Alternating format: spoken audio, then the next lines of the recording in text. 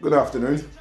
I'm here with my good friend JJ, big man in the business of music. I just wanted to ask you a few questions about your music and your scratching in particular. Okay. Go ahead. Yeah, because you've been in this game for a hot minute. What first got you into music? Well, kind of grew up in it. I mean, I'm sure many of us back in the day grew up in the history, listening to our parents play certain music, Aretha Franklin, Bobby Womack, Al Green, all those kind of tracks. And then obviously you grow up and progress into your own formation in your own style of music. And definitely it was the early hip hop that kind of got hold of everybody back in the day, you know, big stereos, lino, big laces in your trainers, down the part, let's break dance. So it kind of went from there. I would say various artists brought out an electro compilation, and I would say that was definitely.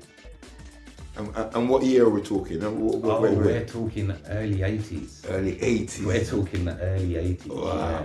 Yeah, I'm old man, 51, everybody. Remember, we're middle-aged. Middle-aged. You got a possible 50 years to go. Yeah, middle-aged, that's right. Yeah. So yeah. But you're also a DJ as well. You DJ, obviously. I DJed for many years. Mm-hmm. Obviously, everybody knows I'm an actor now, but the whole circuit, for about 25 years, nearly 30 years long. So yeah. Yeah, man, long definitely time. Definitely love the DJ circuit. Yeah. Yeah. So when did you start DJing? I mean, I first started DJing at a club called Easy Street in Croydon, aged 14. When I was alongside a resident DJ called Nick Love, showed me the ropes back then. And then I went from there to another place called Rue St. George on George Street, where I had a good friend of mine called Garfield, I'm sure you know him as well. Back in the day, showed me the ropes, and it just went from there. Yeah, I know Garfield. Went from there. Yeah. So, and what type of music was you playing at them times? We was playing soul, R&B, and the early hip hop. You know, Mantronics and stuff like that was the in thing back then. And then obviously it progressed into the old school hip hop, which is now old school hip hop. And then the turntablism came along, and then I left the DJ circuit, went into the turntablism. Birth of the scratching came in.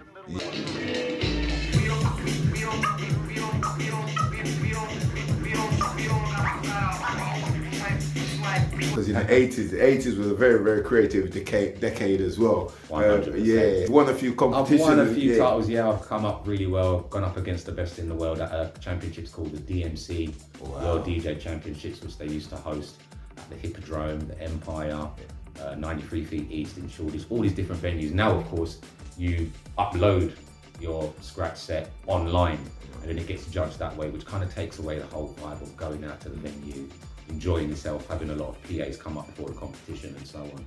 So yeah, the scratching thing is where it's at. Yeah. In 2001, I first saw a guy called Cuba. Everybody knows who he is now, but at the time, people didn't really know who he was because he won the championships in 1997, 98. And of course, then we were still playing house and garage and stuff like that, so we wasn't even on that circuit. Cuba, he's the man that's kind of took the turntable and made it into an instrument. So it's like a separate instrument, like you've got a saxophonist, you've got a pianist, you've got a guitarist, you've got a turntablist. That's how it works.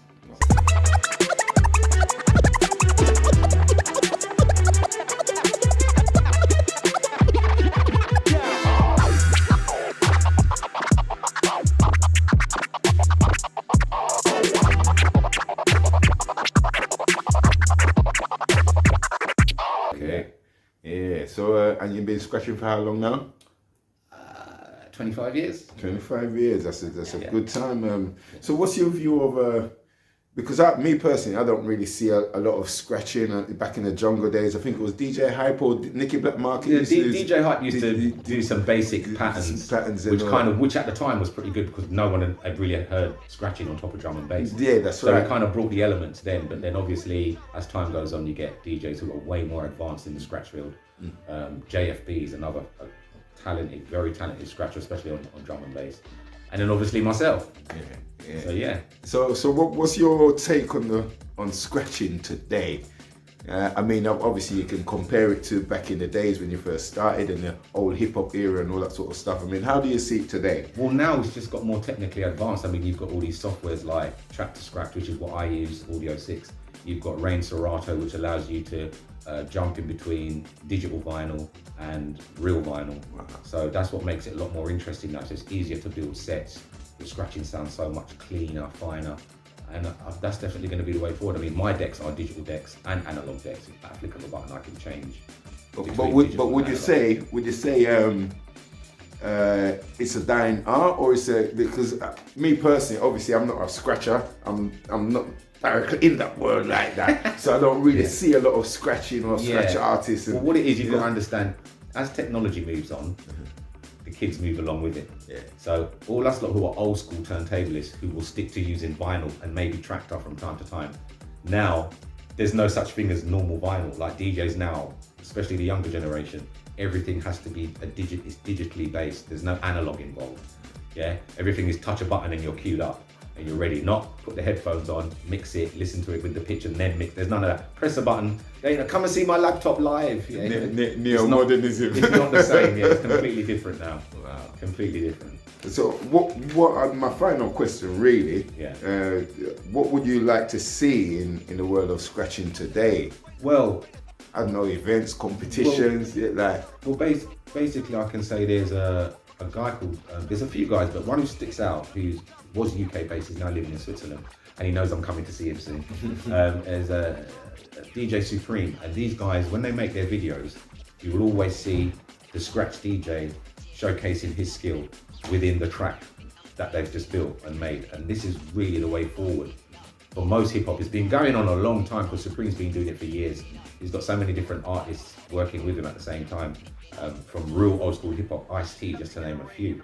So really it's about DJs and producers building a theme within their track. So you've got the track itself, you've got the DJ breaking up the cuts, scratching, and then you've got the MC. Once again, we've gone back to the old school and bringing you the 5 elements, which is breakdance, graffiti, the DJ, the rapper, and the scratcher. Yeah, so I did say it was going to be my final question, but I got one more which just jumped into my head, because I find when I move amongst, I know quite a few people from Poland, Spain, Greece, France, and places like this.